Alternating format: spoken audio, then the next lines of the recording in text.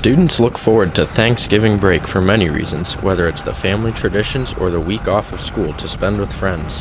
One reason I look forward to the break is a day full of promise, railfanning the Jacksonville terminal. Driving along Interstate 4, it was cold, and when we got into Jacksonville, it was even colder.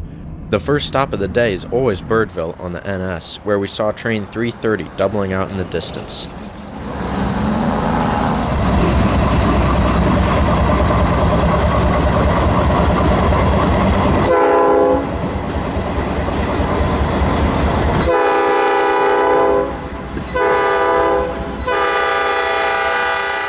Moseying our way down to NS's Simpson Yard, we saw a work train heading south. This was presumably going to TTX's giant repair shop, which sits just south of CSX's Moncrief Yard. NS hosts a repair shop of their own, but it's clearly not as prestigious as the TTX shops.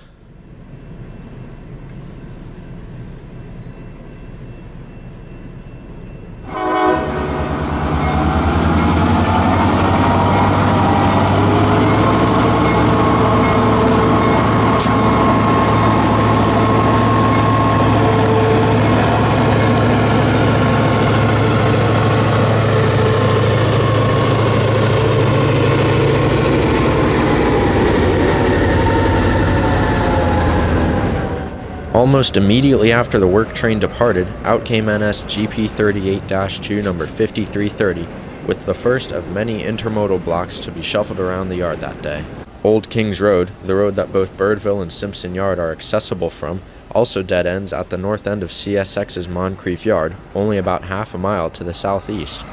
Between CSX and NS yard jobs, there was never a dull moment on Old Kings.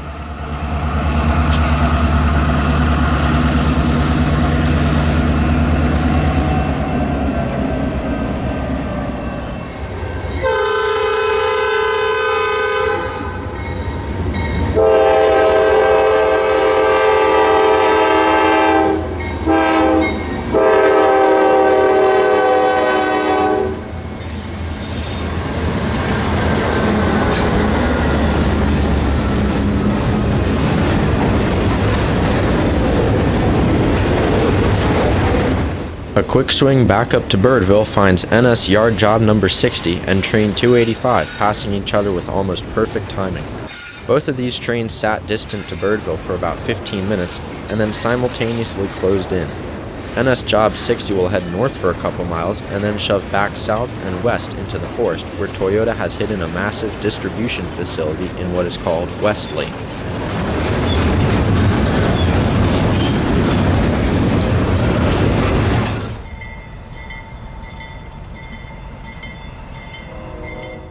After the excitement at Birdville, we came across a butthead leader on CSX crossing over at Simpson, and we just had to have it. This is a rarely photographed CSX connection track that comes out of the north end of Moncrief, crosses NS at the bottom of Simpson, and heads southwest to connect to the Duval Intermodal Lead. CSX uses this track to serve a large auto rack facility, as well as a handful of single carload industries.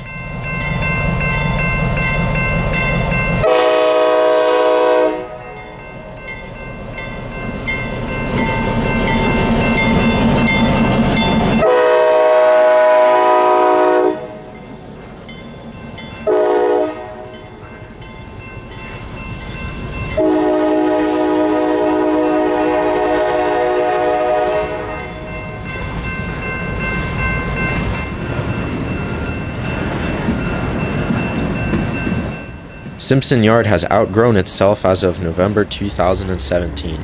On this day, NS was storing a large cut of auto racks on the main line on both the north and south ends of the yard, allowing only one of the two yard leads at each end to be utilized.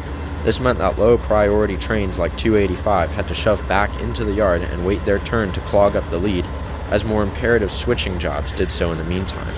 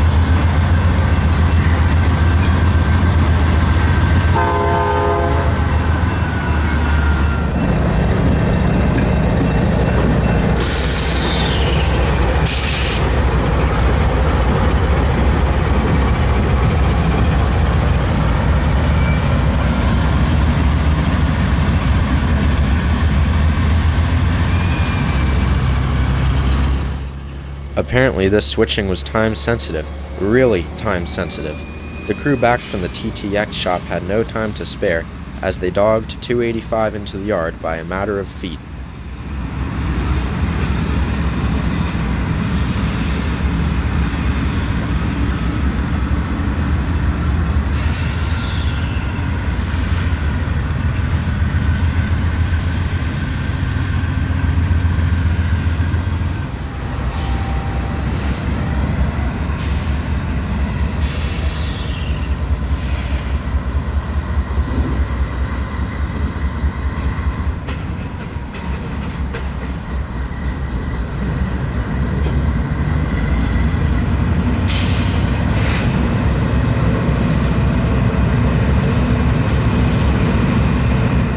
And as if that wasn't slick enough, 5330 brought its cut of cars out of the yard while dogging 8898. NS was really making things happen this morning, at least for themselves.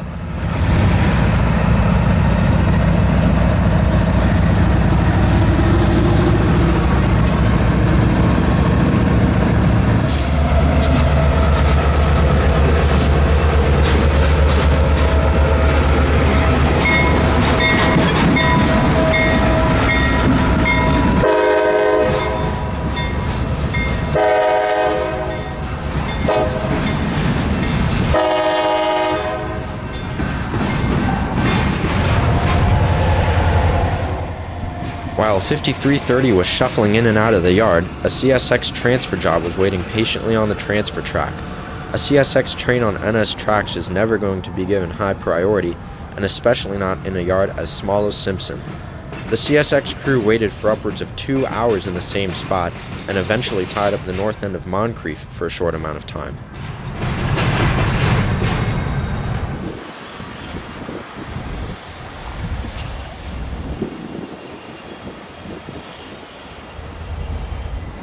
Second.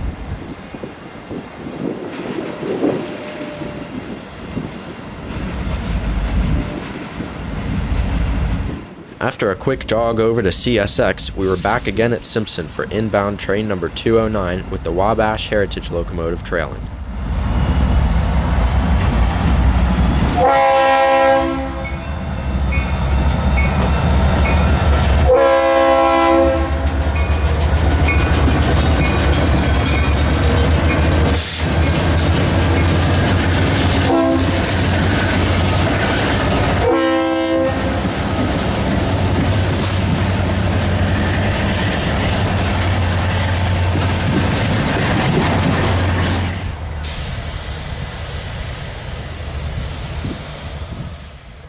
After 209 passed through, we hung around for a while to talk to another rail fan who showed up. While we were doing our thing, NS was doing theirs. 5330 was swiftly moving in and out of the yard, as well as 285 departing for the FEC to the south.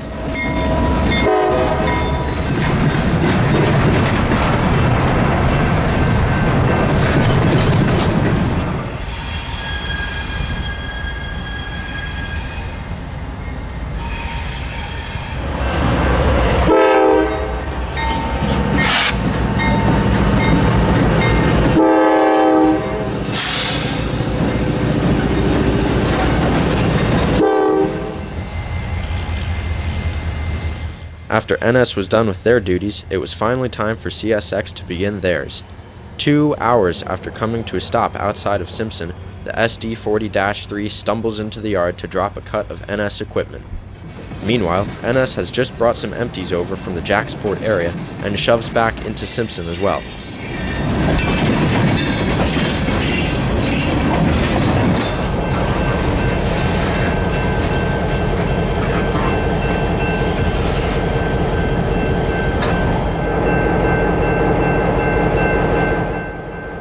The Operation Lifesaver campaign was originally founded by Union Pacific in conjunction with Idaho's then-Governor Cecil Andrus in 1972 to inform schoolchildren, truck drivers, and the general public the dangers of racing trains to the crossing. Idaho saw a 43% reduction in fatalities as a result of the campaign, which eventually spread nationwide. Railroads painted a select number of locomotives in this scheme to raise awareness, just like NSGP 38-3 number 5826. 5826 was assigned to a number of the company's OLS specials throughout the years, and was later in charge of delivering all 9 AWVR locomotives to the Wheeling and Lake Erie for the movie Unstoppable. Now it works a much more humbling job in Jacksonville, performing yard duties for the railroad.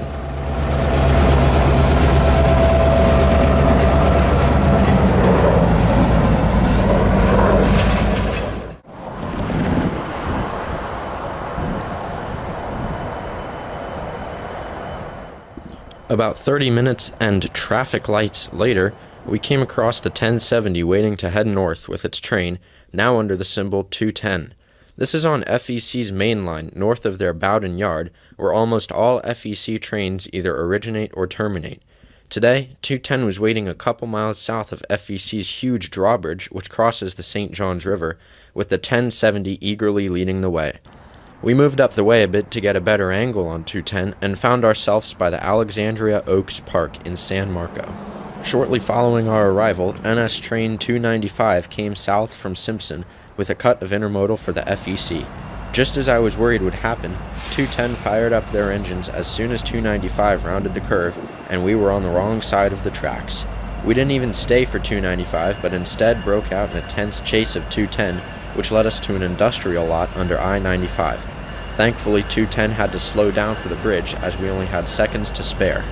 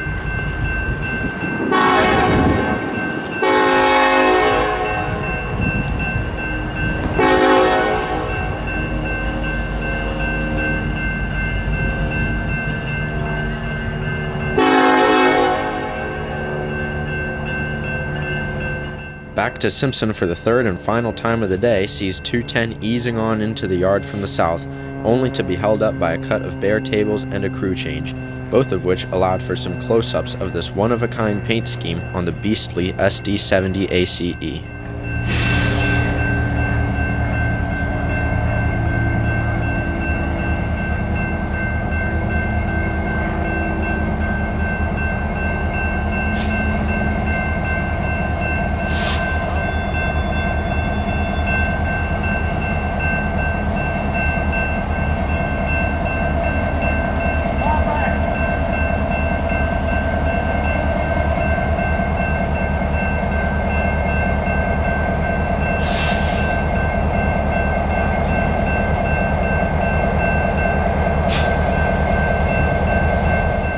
The Wabash Railroad, founded in 1837, operated on over 2,500 miles of track connecting Toledo, Detroit, Chicago, St. Louis, and Council Bluffs.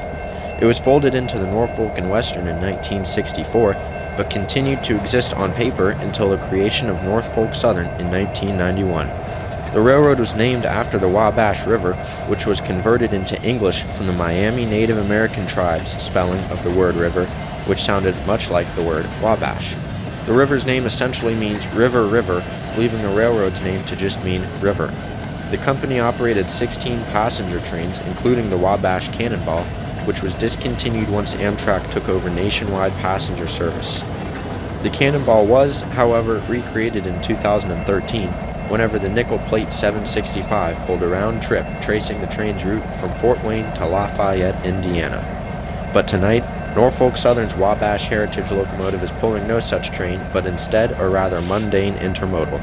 Today's 210 was far from mundane for me, however, as I was all too excited to be chasing not only my first Heritage locomotive, but such a sleek one at that. With everything ready to go, the fresh crew on board 1070 starts their journey northwards.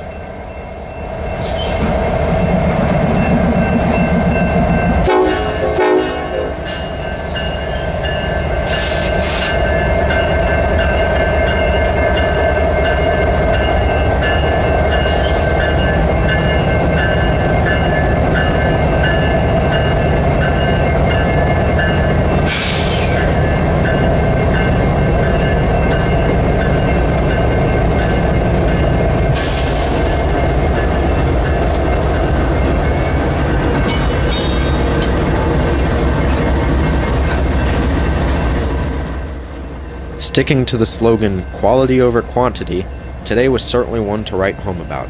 Thank you for watching Florida Railfan, and don't forget to tune in next time.